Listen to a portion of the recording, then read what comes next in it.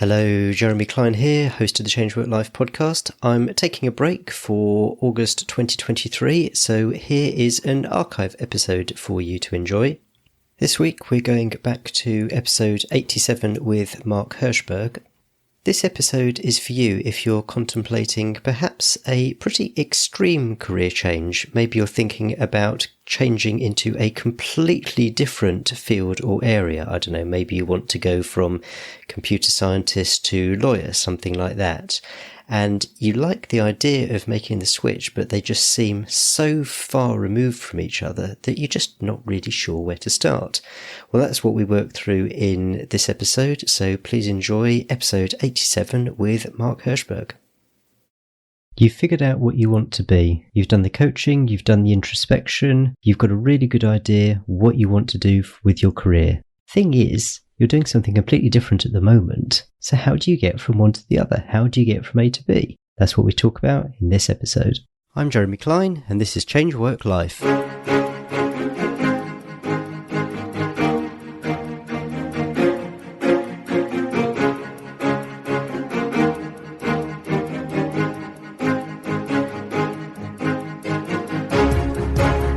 And welcome to the Change Work Life podcast, the show that's all about beating the Sunday evening blues and enjoying Mondays again. Now, we've spoken a lot on the podcast about how you find your path, how you identify the career that's right for you. But once you've done that, how do you actually go about getting there? How do you figure out the plan? How do you figure out the steps you need to take? To answer all these questions, I'm delighted to be joined by Mark Herschberg. Mark is an instructor at MIT. He's a consultant chief technology officer at various different companies. He's a ballroom dancer, and he's the author of the Career Toolkit, Essential Skills for Success That No One Taught You. Mark, welcome to the show. Thank you for having me. It's a pleasure to be here today. Mark, against that backdrop, if someone at a drinks party asks you what you do, what do you tell them?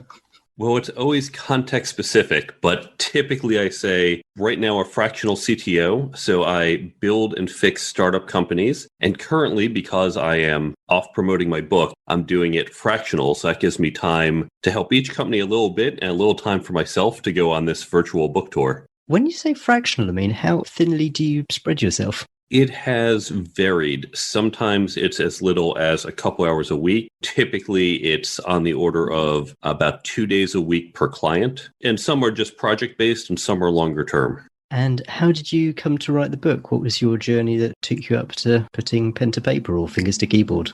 The book was quite unplanned on multiple levels. It began about 21 years ago when I first started hiring. And when I would interview candidates, I'd ask them a technical question that might be a technology question for software engineers or a marketing question for marketers. So technical we're using broadly. They'd give me that technical answer. They understood their discipline. But then I would ask a question like, what makes someone a good teammate? What are the qualities you look for in a leader? And I would get blank stares because we've never trained people to think about these issues. And I realized I needed to think about them to get where I wanted to go. So I had actively sought out the answers. And as I was going on this journey, developing myself and discovering other people were not really focused on these questions, MIT was putting together a similar program.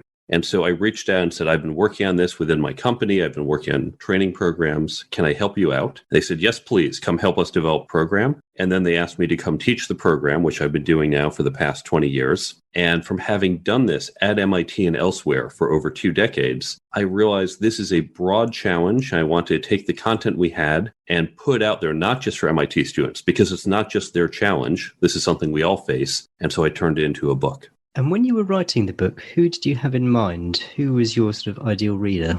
It's hard to narrow that down. I say I'm targeting people 20 to 40. So I'm catching people right out of college through the earlier part of their career. But I have met time and again people in their 40s, 50s, even in their 60s who have said, I don't know how to network. I don't know how to negotiate. Oh, I really need to learn this stuff. I wish I had learned it 20 years ago. So it really is universal across experience levels and across different disciplines. And it covers a fairly broad range of topics. I mean, you've mentioned sort of networking and lots of other things. I mean, the contents is quite a sight to behold. I mean, were you conscious that you could end up writing pretty much on every single topic, on every single chapter? And how do you condense all that into something manageable, into one volume? that is indeed a challenge. The reason I decided to go in this direction and choose a broad book instead of deep is for two reasons. First, the list of topics, this isn't just, well, Mark thinks this is important. This comes from feedback that MIT and other universities have gotten from corporations saying these are the skills we're looking for, but we're unable to find. And so I want to make sure I addressed all those to make someone well-rounded and really effective and attractive to different jobs in corporate America, as well as if they want to start their own type of company. But then the other reason is because these skills really build upon each other. A good leader knows how to negotiate. A good negotiator knows how to communicate. The skills all help reinforce each other. And that's something that you don't get in one of these narrow books. So when I tackle each topic, in each chapter, you get what is the kind of mental shift? What is the change in how you perceive it to recognize opportunities and recognize places where you can apply this outside most people's more narrow traditional definitions? And then what are actionable tips? But then I end each chapter with, here are next steps to go further, including I reference probably about 24 books within mine for people to go further and explore more.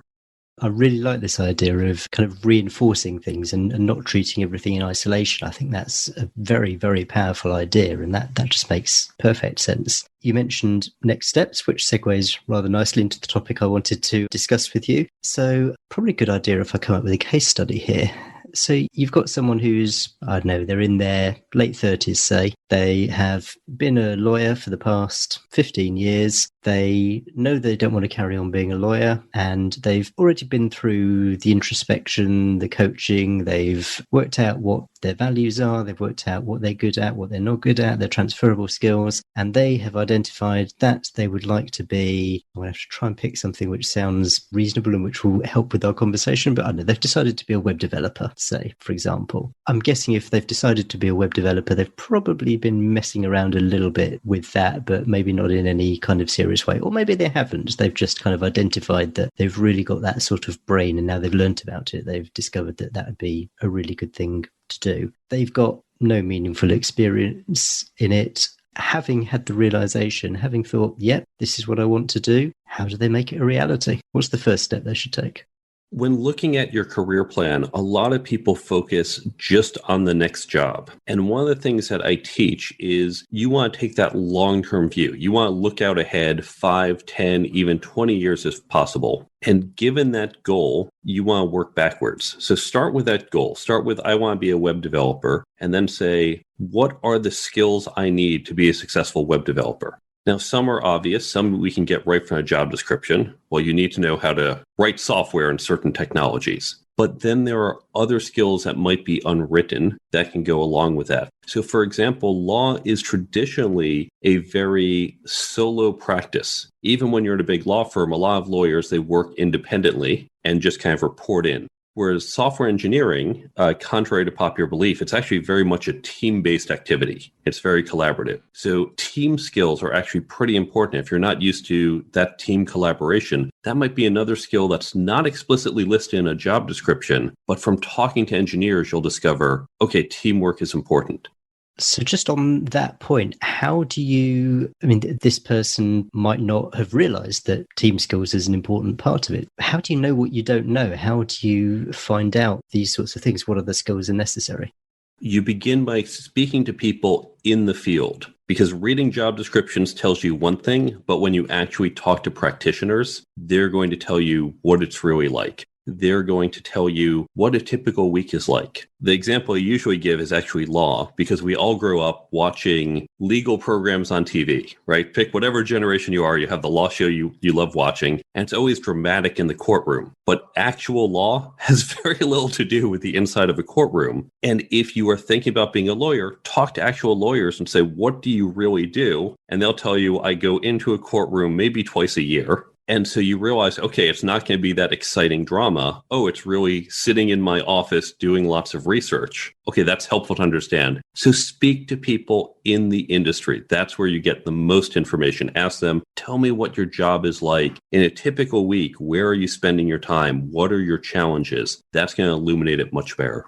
And so then once we have that understanding, you begin to map out how you start to address that shortcoming. Now, that could be by taking classes, could be reading books, listening to podcasts, getting training, getting coaching. It could also be looking for intermediary jobs. So, for example, lawyer to web developer, one possible intermediary option is going from lawyer to a product manager within a legal tech company. Because in this first step, you don't need to be as strong as a technical person. You don't need to know how to write code yet. The fact that it's a legal tech company, your legal background can help you be a product manager. You understand the customer very well because you've been one, but now you're getting closer to the engineer. So you might want to map out an intermediate step. Depending on how far you are, you may or may not need that intermediate step. And then, of course, in some cases, you can just literally go back to school and come out with a degree or certificate that reorients you to the new career.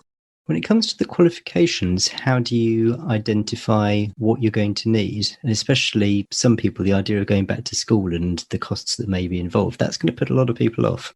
In terms of identifying what you need, this comes from reading those job descriptions and talking to people and hearing about what are the skills, asking literal questions such as, what are the skills you'd recommend for someone going into this role? What do you look for in a candidate? What do you wish you knew when you first started this career that maybe no one told you? So there's a series of questions you can ask to explore and uncover this and generate that list. And of course, talking to different people, you'll start to get different perspectives and can triangulate down on it. To your question about going back to school, that is certainly an important calculation. Spending $100,000 plus to go get an MBA or get a law degree or a master's degree in certain cases, that's an investment we can afford to take when we're 26 and we have a full career that's going to pay off that debt. And we know that this investment will increase our overall opportunity. If you're 42 and you're already at a decent level of earnings, losing that income, investing in that change may not be as cost effective. And this is an important calculation that you need to do. What about identifying alternative means of getting to the same result? I mean, is there sometimes only one path, or are there alternatives? So, maybe the 26-year-old would go and do the master's at university, but the 42-year-old who has the level of salary and who probably also has the responsibilities, the children, the mortgage, that sort of thing, how do they explore what alternatives there might be? Yeah, this is an important question because there is almost never a single path. There are typically multiple paths to get to the same place. And equally importantly, when you create this plan, it is not set in stone. Don't think, okay, I have this 3-year plan to get from where I am today to that dream job, and I have to follow it. And when I get bumps along the way, oh, this is just a setback. You can take alternate routes, right? What happened when I hit some traffic as we're driving somewhere? We look for a different path to get there. And the same thing is true in our career plan. So you might discover there are a few different paths and you begin down a path. And as you go down it, you're going to learn more. You're going to have a better understanding 6 months, a year in. You're going to potentially revise that plan, or other opportunities might come along that you didn't even know about ahead of time. Or you might discover some of the next potential steps on the path are no longer quite as appealing now that you're a little further in it. So I encourage people as they execute on their plan, every 6 or 12 months, you want to sit down and revise that plan. You want to look back and say, along this path, what skills have I now added to my skill set? What have I achieved? How much closer am I? And does this change the opportunities before me? Do I need to alter the path because I now see a better one? The answer to this question, I'm certain, is it depends. But if you're just starting out down this path and maybe you're in a career which you're desperate to get out of, how long realistically should you kind of set yourself up for in your mind for, well, I'm probably still going to be doing this job for ...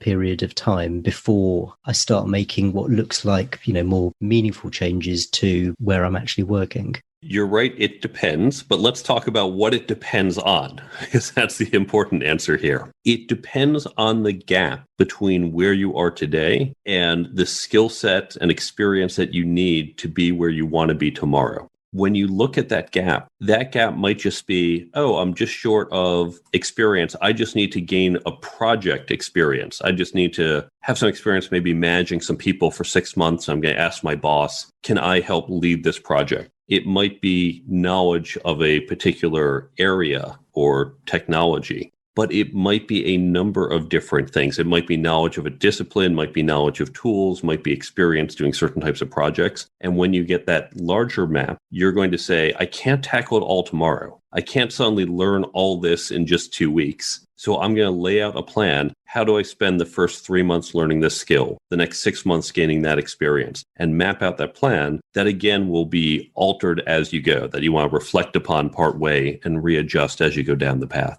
I wanted to come back to this idea you talked about, sort of intermediate careers, so that the things which are kind of the halfway points between where you want to get to. Now, you came up with a brilliant example, which I would never have thought of. Lawyer to web developer, so becoming a product developer in a legal services company. How do you go about identifying what these intermediate jobs might be, particularly if you're first contemplating this change and you just can't see these things which might act as these points as you're on your way?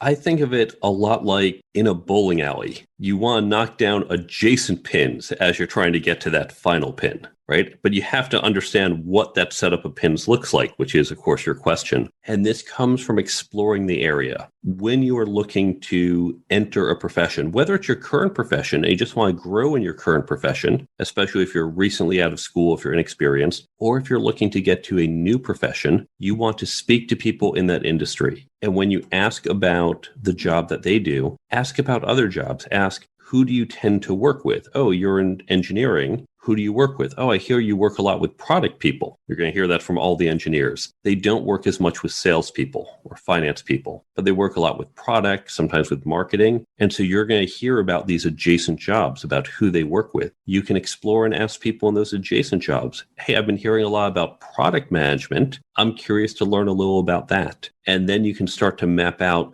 what that set of bowling pins looks like. And you can create that map that's going to show you some potential paths to go from where you are to where you want to wind up.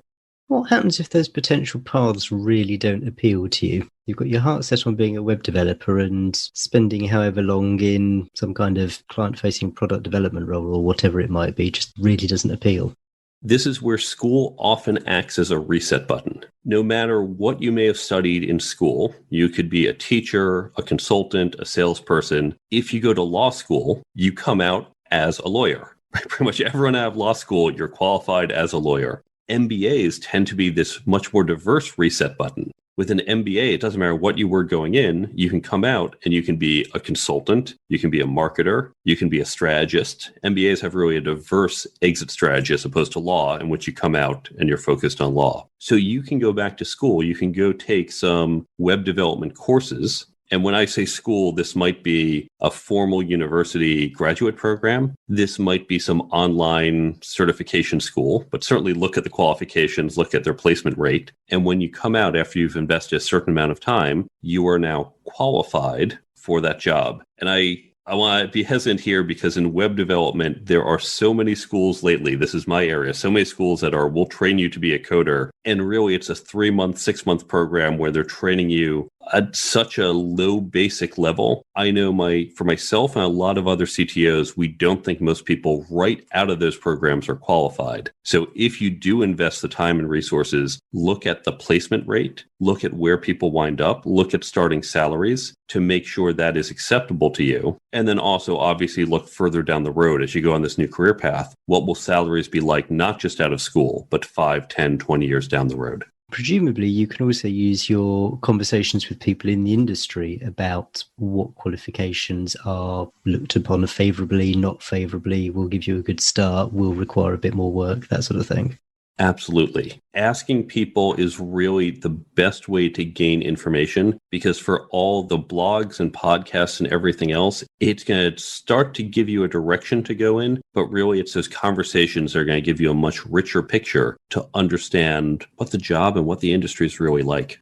To those people who are concerned that they're fairly sure that they're going down the right path, but there's always going to be that lingering doubt that things might change, the industry might change, or however much research you've done, once you're actually there, it might not necessarily be all it's cracked up to be. So how do you kind of stay motivated to go down this track, which could be quite hard work against the backdrop of, well, is it really still going to be the right thing for me? This is why you want to ask people about their industry and their jobs, not just the job you're looking at today. So a great example is consulting. I know a lot of people who right out of school said, consulting, it sounds so sexy. You fly off to some city each week, you're staying in a nice hotel, you can expense all the dinners. Isn't this great? And it's exciting. You're working with other young people and you can be a road warrior and you're racking up all these frequent flyer miles. I have friends who love that. But then when you're in your 40s and you have a family at home, the idea of spending 4 or 5 days on the road, now it's exhausting. Now it's, I just want to be home with my kids. And so it's important to understand, if I go down this path, where will this path take me in 10 or 20 years? What will that job be like? Not every consultant has to be on the road 4 or 5 days a week, but you want to make sure as you're going down this path, how do you orient yourself to one that doesn't travel as much if that's not what you want to be doing in your 40s? So you do need to be, it's like driving. You want to be looking ahead. Likewise, as you speak with people, ask them about what's happening in the industry. What are the changes? What are the trends? What do they think the industry will be like 5, 10 years down the road? Because they have more experience than you do. And this is going to help set you up to recognize where are the opportunities and to avoid areas that might lead to a dead end. Is there always going to be an opportunity rather than a dead end, even if you've decided that, actually, I've decided that web development really isn't my thing after having invested 3 years in the process of trying to get there? This is another, it depends. So we'll take web development. And particularly if you're thinking of web development as in, I am going to build websites. If you were to speak to someone like myself in the industry, I'm going to tell you, you're competing against web developers around the world. If you're in a country like the US or UK with relatively high wages, understand there are developers who are working for $20, $15, or $10 an hour who are going to be undercutting you in terms of pricing. Now, there's more advanced type of work, working for large corporations, building more sophisticated sites. But if you just want to build a site for the local construction company, a site for the dentist, you're going to be competing against other low-cost labor. And that's going to be a very difficult job to maintain over the long term. So there might be within a profession certain aspects, certain almost sub-professions, certain areas where you might specialize in that might be better or worse. And what about if you've started to enter the new profession, you've gone a fair down that way, and you've realized that despite the exercises, despite the introspection at the start, you have unfortunately concluded that maybe it wasn't for you. Where do you go from there? At that point, if you've created a rich enough plan, you know that's not just this one path, and you have these alternative paths. Now, the alternative path, we talked about how there are multiple paths leading to the goal, but likewise, any path doesn't only lead to one goal. Each path can take you potentially in multiple directions. And if you've done a good job exploring this, of talking to people, of mapping out different opportunities, you can divert. Right? If I am heading, let's say, to San Francisco, I'm driving from New York to San Francisco, and I quickly realize San Francisco is not really where I want to be. Along the way, where my friend calls, I say, oh my God, this doesn't sound interesting anymore. Well, maybe I can divert a little and I can head to Las Vegas, right? It's in the same relative direction, but I just make a small turn, a small course correction, and now I'm on a new path. And so you want to make sure you have a clear map that's not just your one path, but multiple paths and where they can go. And I think that's a really important point, isn't it? That it's worth taking away that even if you are apparently single-mindedly focused on a particular goal, it's worth just keeping things in the corner of your eye that might be a bit interesting, and you might suddenly think, oh, okay, maybe that option is worth exploring a bit more, rather than just focusing on very much on the one path that you're doing. It's important to do this for a few reasons. One, as you note, it gives you some alternative options. The other, of course, is what is most likely to impact your role. It's these adjacent roles. It's the people you work with as they change their responsibilities, as they change their tools, their capabilities. It's going to impact where the lines are between you and them and ultimately impact your job. So you want to pay attention not just with blinders on only to your profession, only to your industry, only to your role, but you want to look at adjacent ones because they're the ones most likely to impact you. This is something that I've not really come across before, that this idea not of just looking at people who do the job that you want to do, but people who do the jobs around what you want to do, as you described in the adjacent roles. I'm sure most people haven't heard of this, but you've described two contexts where it could be really important. One in the context of these adjacent roles might be a means by which you get to the end goal, but also as a means of understanding what the role might look like and how it might change in the future.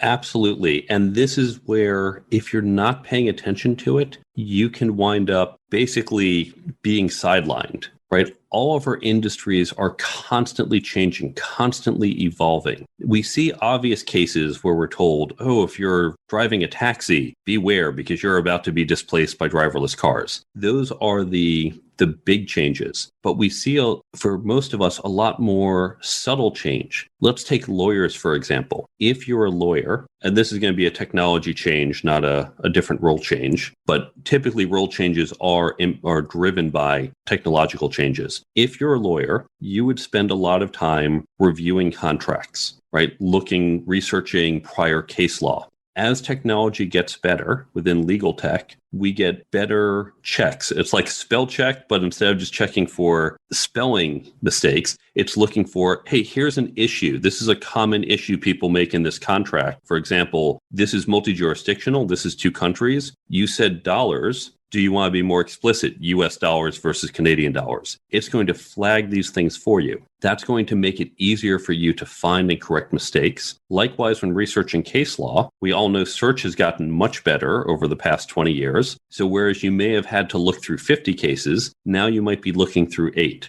This is saving you time. What does that mean? Well, that means you need to hire fewer associates to do this type of work. It also means you have more time to focus on other types of skills, say client relationships or trial strategy. Recognizing this trend that more of the grunt work is going to be automated means you should be focusing on these other skills if you want to stay relevant. Otherwise, you could be the best person at looking up case law, but sooner or later, that software is going to be better than you, and your value to your law firm is going to greatly decrease. Which isn't to say that anyone can predict the future and work out what is going to happen, but it's just keeping an eye on these sorts of things, keeping an eye on these trends. And so you don't end up being, I don't know, Kodak or someone like that, whose business model just completely evaporates. Exactly. Just like companies have to stay on top of what's happening in my industry and pivot and recognize threats and opportunities, we as individuals have to do that within our particular profession.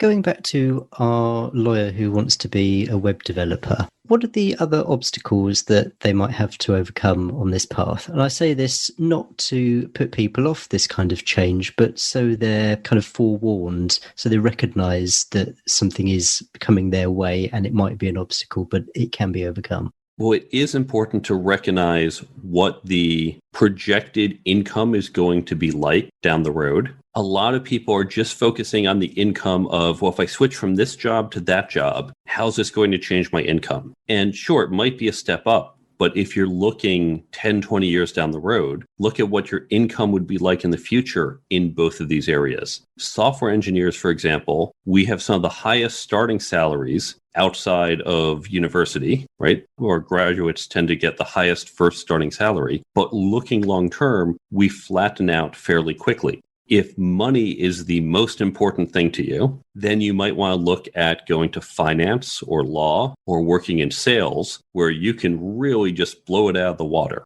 So software engineering, if you're just taking that narrow view of over the next 2 years, 5 years, it looks great. Long term, compared to certain other professions, it might not be as appealing. Now, for most people, it's going to be sufficiently appealing, but it's understanding it within that larger context, what the path might look like going down. Or as we said before, recognizing if you're going to be on the road when you're in your 40s, is that something you really want to be doing? Okay, so that's about having an eye on not just the immediate next job, but what it might look like in 5 or 10 years' time. Are there any other sort of typical obstacles or roadblocks that someone might come to which might throw people off, might cause people to doubt that they're doing the right thing, but they can overcome? I'd say beware of getting sidetracked. So here's a typical example. You come out of university, you go into a consulting firm, and you don't really know what you want to do. You're just excited to be a consultant. And your boss says, okay, I'm going to put you on a CPG project. That's consumer packaged goods. You're going to go help this company. And you say, okay, yeah, I'm just excited to be here. So you work on that project for 18 months. And you realize, well, this isn't super exciting. But your boss says, hey, listen, I've got this other project. We really need you on this. And you say, okay, want to be a good team player. So you spend another 2 years on CPG projects. You really want to get out of it because you've been doing this for 3.5 years. And you talk to your boss and your boss says, okay, I understand, but listen, we've got this emergency. Just do this one other project. And I promise I'm going to move you after that to the energy group. If that's what you really want to do. So, okay, fine. So you do this other project. Your boss leaves the company. New boss comes in. You've now been working in CPG for 5 years. And you say, well, I want to go to energy. And your new boss says, you're not an energy guy. You're a CPG guy. You've got this background. You've got this training. The energy team, they're not going to take you. They're going to take people of energy backgrounds. And you've now been pushed into an area, into a subspecialty. And I'm giving consulting as an example, but I've seen this within different disciplines. You're now oriented in a certain area that you didn't intentionally plan to be. So we have to be very conscious about the type of work we do, even within our industry, and make sure it's aligning to where we want to go.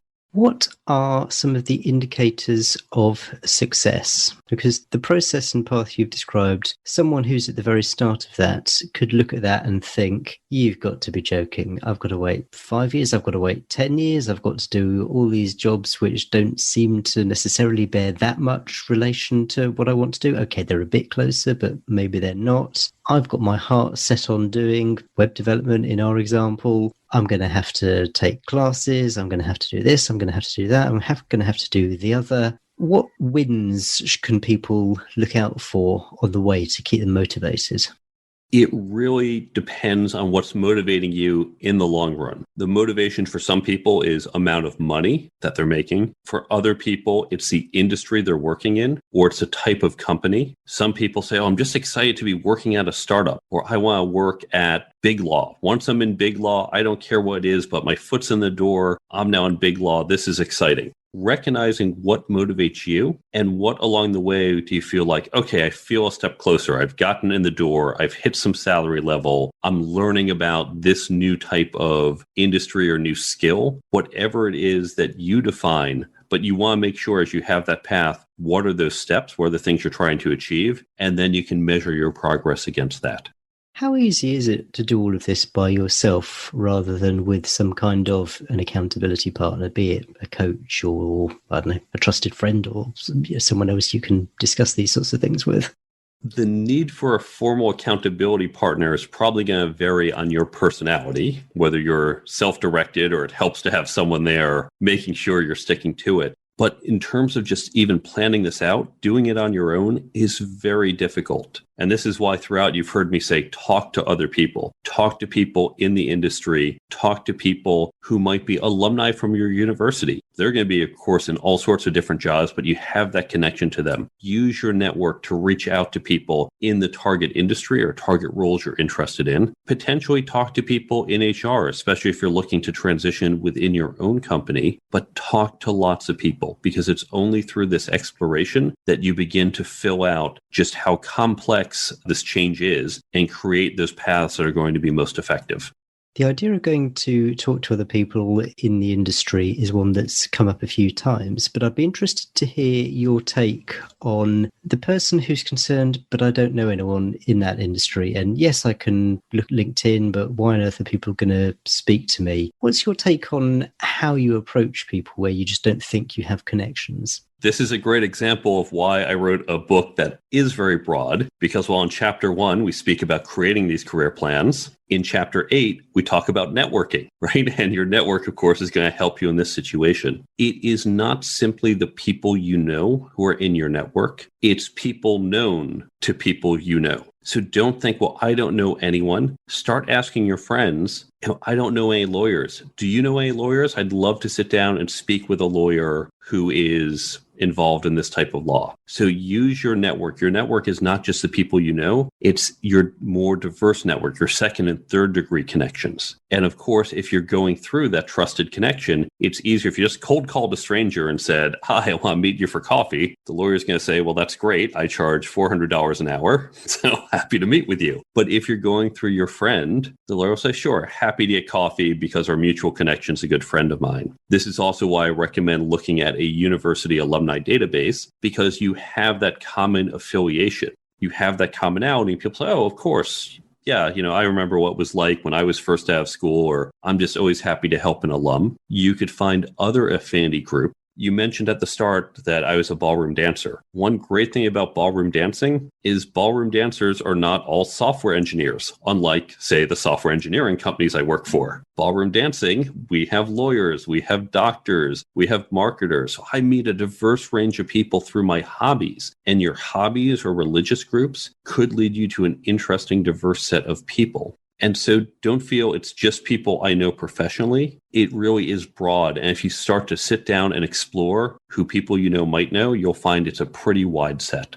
Mark, you've certainly given people an awful lot of food for thought here. If someone wants to follow up on any of the different aspects of this that we've talked about, then obviously apart from your own book, where might you suggest they take a look? Start by going to my website, thecareertoolkitbook.com. Not only can you learn more information about the book, you can follow me on social media or contact me. You can go to the resources page where I recommend other resources you can use to go further on some of these topics. And you can also see how to download the free app, which is available in both Android and Apple stores. And it takes a lot of these techniques and a lot of these tips, it puts into a free app that sits in your pocket. I know when I read a book like this, I say, wow, this is some great advice. And then I forget it 3 weeks later because we all move on to something else. So this is like a daily affirmation. The app's on your phone. You don't even have to open it. And it's going to pop up a reminder. It's going to pop up something like, be sure to reach out to people from your college alumni network. You go, oh, right. Yeah, I remember he said that. I'm supposed to do that. And so just once a day, it takes 3 seconds. It pops it up. You look at it, you swipe it away. Or if you're about to go into a networking event or an interview or some other type of activity, you're not carrying my book with you. But now you've got the app so you can open it up and quickly refresh on some of the tips. So now you're ready to go into that event and make the most of it.